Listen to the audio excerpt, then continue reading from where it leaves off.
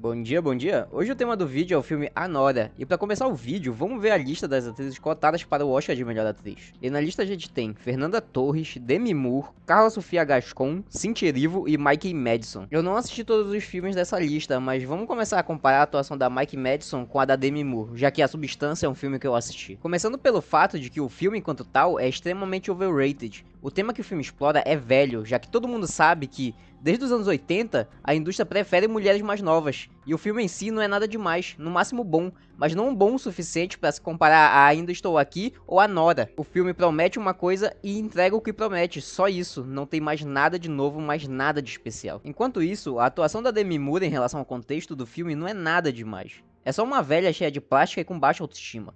Velha essa que mal tem falas e sempre tem a mesma cara, até porque a cara dela nem se mexe de tanta plástica. Qualquer velha classe média alta poderia interpretar esse papel, porque seria só interpretar elas mesmas, que é exatamente o que a Demi Moore faz no filme, mais nada. Dito isso, A Substância é um filme ruim comparado a outros filmes que estão no Oscar. Quanto à atuação da mulher, Fernanda Torres, aí eu concordo que ela poderia ter vencido essa categoria, mas não vejo problema da Mikey vencendo dela, já que a atriz traz muitos sentimentos apenas com o olhar, mas também com a forma de falar. A atriz consegue dar vida àquela garota pobre que nunca teve qualquer escolha na vida e que acabou entrando no universo da prostituição porque era isso ou passar fome, dando vida a uma mulher forte e experiente nesse meio, mas que ao mesmo tempo continua sendo uma criança cheia de sonhos e com desejo de sair dessa vida. E essa falta de experiência e idade fica claro no fato de que ela demora para perceber o quão patético Vanya é. Agora, quando a comparação é com Baby Girl e a atuação de Nicole Kidman, aí não é nenhuma disputa, é um massacre. Eu não sei como esse filme tá no Oscar, porque é uma bela de uma bosta. Primeiro que o filme tá cheio de cortes aleatórios e abruptos, e segundo que explora um tema extremamente batido que já vem sendo desenvolvido desde os anos 60 pelos movimentos feministas, que é a questão da liberdade sexual da mulher e do desejo dela. Ah, mas você não está no lugar de fala de uma mulher, então se for assim não é pra existir física, porque o físico não tá no lugar de falar da porra da gravidade. A questão não é quem pode falar em nome de uma identidade, mas quem está apto a falar em nome do universal. Relativizar a verdade com base em políticas identitárias e de lugar de fala é a mesma coisa que o capitalismo faz desde sempre com a ideia de que cada um tem a sua opinião. Um relativismo que vê a verdade como uma propriedade privada que serve apenas para o indivíduo monadológico. Não, existe uma verdade objetiva passível de transformação, mas que nem por isso deixa de ter a força de uma verdade. Feita essa nota de rodapé, vamos seguir com a comparação entre Baby Girl e Anora. O filme se vende como uma forma de subversão, onde o desejo de uma mulher cis, branca e rica finalmente vai vir à tona. De início ela é apenas uma CEO de sucesso que não sabe expressar suas fantasias, até o momento que essa fantasia de ser dominada é liberada pelo novinho que surge na vida dela. A questão aqui é que esse tema não é subversivo desde os anos 60, e pra piorar, o filme justifica esse desejo de forma absolutamente naturalizada. Quando o marido da Nicole Kidman descobre que está sendo traído, o marido diz que o masoquismo feminino é uma fantasia só dos homens, desejo esse internalizado nas mulheres pelas estruturas patriarcais da sociedade. E o moleque simplesmente fala que não e foda-se. Isso demonstra, entre outras coisas, que o filme não sabe justificar o próprio desejo da mulher. E sim, esse desejo é construído, assim como toda a nossa forma de desejar é construído, porque somos seres imediatamente mediados pelo tecido social. E isso não torna os desejos menos ou mais válidos, menos ou mais reais. E esse tipo de naturalização do desejo socialmente construído fica claro na cena em que a protagonista diz que nasceu assim, que ela é problemática dessa forma desde criança, como se essa fosse uma característica ontologicamente fundamentada nela, como se fosse algo imediatamente real, algo a priori às experiências sociais. Isso demonstra, entre outras coisas, que esse filme não tem senso crítico absolutamente nenhum. Fato é que o desejo dela é construído, e isso não o torna menos ou mais válido, e o filme trata como um problema de nascença, como se ela fosse assim desde o primeiro mês dela, o que é absolutamente problemático, porque naturaliza comportamentos que não são de forma alguma naturais. E de novo, isso não invalida a fantasia dela, é só a indicação do óbvio, ele é um desejo construído, o filme passa esse tema como naturalizado sem dar justificativa alguma pra isso. Em termos argumentativos é um desastre, porque é só uma tese sem premissa. Aristóteles há mais de 5.000 anos teve que inventar a porra da estrutura argumentativa pra porra desse filme não conseguir repetir a porra do básico, esse filme é patético. Por outro lado, em Anora nós temos uma história extremamente sensível, tanto em relação à forma que o filme trata a personagem, seus dilemas e seu contexto, quanto a um fenômeno atual que vem se agravando com o passar do tempo, que são os twinkers do caralho. Se por um lado nós temos a sensibilidade de entender a vida de uma garota pobre que nunca teve a possibilidade de escolher absolutamente nada na vida dela, e não venha você me dizer que ela poderia ter feito várias outras coisas como virar doméstica, ou ido lavar pratos, ou ido lavar banheiro, ou atuando em qualquer outro subemprego, entre aspas, mais digno que virar garota de programa. Já vamos começar pelo fato de que não há nada absolutamente indigno em ser garota de programa. E além disso, que porra de escolha é essa entre ser escravo ou morrer de fome? Você é burro ou seu animal? Isso não é uma escolha, é uma imposição verticalizada pelo capital. E isso que eu nem tô entrando no mérito biológico de que o cérebro, para formar memória, precisa de uma quantidade mínima de proteína. Sem essa quantidade mínima, a tomada de decisão fica prejudicada e suas escolhas deixam de ser escolhas, já que fisiologicamente, até para processar qualquer tomada de decisão, seu cérebro tem dificuldade com baixa quantidade de proteínas e de calorias. Se não forem atendidas essas condições fisiológicas, não é uma escolha, é apenas o cérebro em modo de sobrevivência. A população pobre não pode escolher uma carne de alto valor energético e boa em relação de proteína e gordura. O pobre tem que pegar a carne mais barata, não existe escolha na escassez, porque nem do ponto de vista energético isso é viável.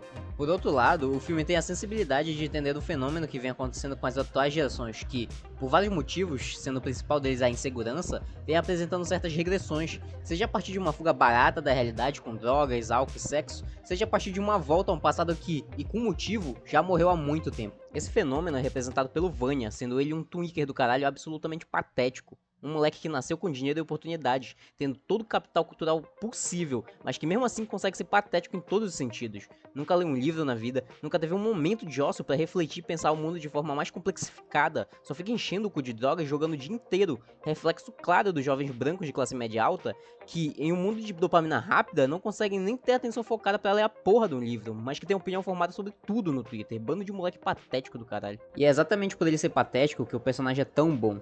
Vanya usa dos seus recursos monetários para dar o mínimo pra Nora, sendo ela uma garota pobre que claramente nunca teve nada na vida. Isso faz com que ela confunda conforto com amor. Vanya faz promessas absurdas a ela e que claramente ele não tinha a menor intenção de realizar, mas que pelos seus recursos, tanto monetários quanto em termos de poder que o nome da família dele carrega, faz com que pareçam não só possíveis essas promessas, mas também verdadeiras. A Nora acredita, assim como muitas prostitutas, no príncipe encantado que vai tirar ela desse mundo, mas que no final acaba sendo só um cara misógino e babaca que vai humilhar ela de todas as formas possíveis. No caso do filme, já que esse fenômeno mudou, acabou só sendo um moleque patético que, na falta de um fundamento, e esse conceito eu estou usando em chave moderna, no sentido de coisa absolutamente primeira que dá fundamento para todo o resto, para sua vida, se vê à deriva e com medo de um mundo que parece absolutamente sem sentido. E a contradição de Vanya e sua forma de se relacionar se expressam em pequenos e grandes detalhes pelo filme. Porque de um lado nós temos um completo babaca que brinca com a vida e sentimento dos outros como se fossem apenas objetos de prazer, mas do outro nós temos um adolescente muito rico que teve acesso a tudo desde criança. Mas como somos espíritos do nosso tempo, não deixa também de ser uma vítima de suas determinações. Porque se por um lado ele teve acesso a tudo, por outro ele teve acesso a tudo. E é exatamente aí que mora o problema. De forma muito delicada, o filme vai nos levando à contradição de um sujeito específico, nesse caso Vanya, até uma contradição universal. Ao mostrar que Vanya vivia jogando videogame, usando drogas e transando o tempo inteiro, o filme nos conduz à vida de uma geração nascida na era da tecnologia, que cada vez mais precisa de estímulos rápidos, de dopamina rápida. Pessoas incapazes de se relacionarem de forma funcional com qualquer coisa que seja. Vanya, pelo seu capital, pode até ter tido acesso a livros, conhecimento e arte, mas como um sujeito histórico que possui determinações, e por determinações eu quero dizer as condições sociohistóricas que nos moldam, o que chega de forma massiva para ele são apenas vídeos curtos e rápidos, drogas e pessoas que são determinadas pelos mesmos fatores externos que ele.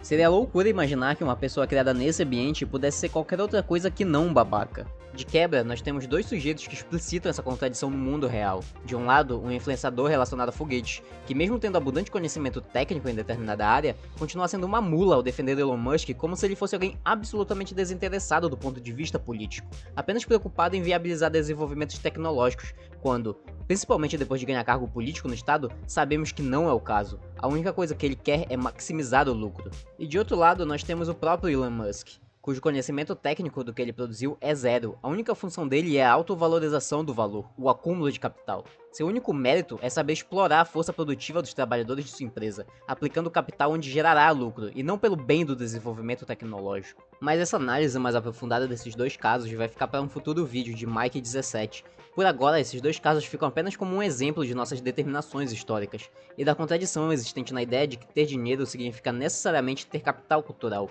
quando no geral é o oposto. Tendo em vista que, historicamente, a burguesia se constitui enquanto acumuladora de capital. O título de intelectual ficava para os aristocratas, esses sim eram detentores do capital cultural, tendo em vista que o acúmulo nunca foi uma questão para a aristocracia. Essa ideia de acúmulo surge com a pequena burguesia em sua guerra contra os ideais aristocratas, junto com a ideia do valor do trabalho. Basta lembrar da análise feita por Weber em A Ética Protestante e o Espírito do Capitalismo. Mas voltemos à Nora. São essas contradições, essas sensibilidades a fenômenos atuais e essa desidentificação com o tempo histórico que tornam o filme tão bom. Fora o fato de que o filme consegue, com fluidez, manter o interesse de quem tá assistindo o tempo todo, ao ponto de nem sentirmos a passagem do tempo. Mas não confundam aqui entender com justificar. Essa é uma análise de uma contradição particular que leva a um universal desses adolescentes patéticos que, mesmo com dinheiro, conseguem ser absolutamente patéticos. É completamente compreensível o que eles estão passando, mas isso não significa que você não deva descer a porrada no moleque desses pra ele aprender a ser um adulto funcional. A violência definitivamente tem seu papel. Agora é um filme complexo, que reflete sobre muitas coisas, que nos faz ir para um mundo além do entretenimento, dentro do próprio mundo de entretenimento que é a prostituição, que nos confronta com uma realidade brutal de forma absolutamente sensível a seus dilemas e complexidades. Saber interpretar a Nora é saber ir além de si mesmo, é se deixar perder na complexidade de fenômenos atuais que nós fazemos parte. É nos lembrar que somos seres em relação e que, portanto, temas que parecem distantes de nós, na verdade são extremamente próximos de nós. Mas é também uma tentativa de superar, de conceitualizar algo posto, ou melhor, de dar forma a um fenômeno, deixando para nós a capacidade crítica de apreender, relacionar e historicizar a forma que estamos sentindo e experienciando.